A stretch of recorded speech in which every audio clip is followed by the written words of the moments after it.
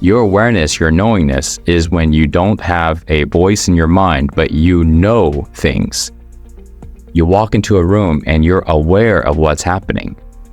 You look at a person and you're aware of their feeling.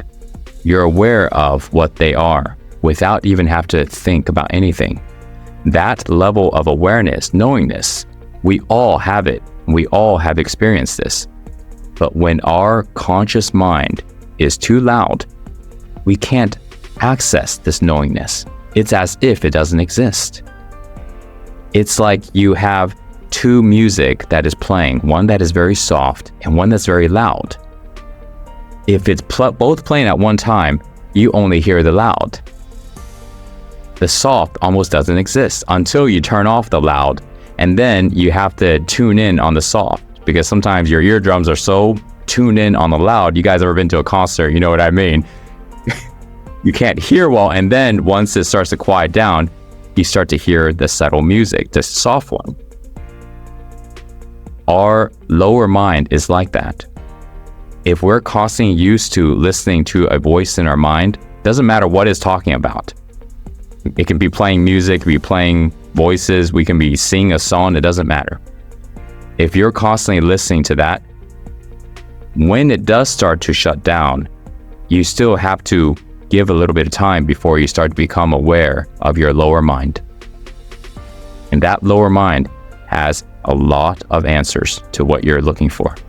It gives you a lot of understanding of what you need to do. Okay. So your goal in doing practice when it comes to your mind is to be able to quiet down the mind. But the challenge to doing so is your mind is going to question things.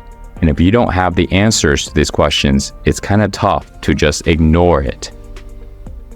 So you have to come up with answers. You have to have some type of understanding so that you know you don't need to listen to that mind.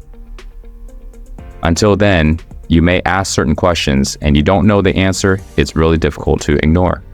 So my job is to help give you those answers, to connect certain dots. So you go, I get it. I don't have to constantly think about it.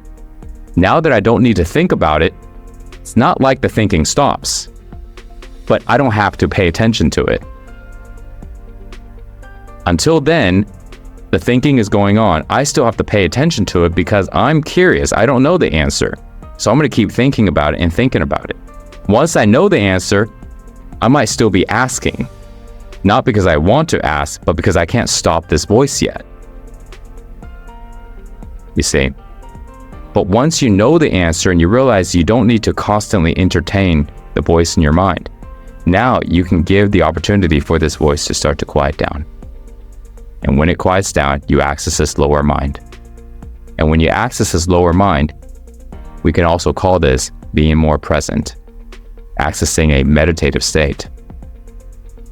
And then now there are deeper meditative states and deeper levels of presence.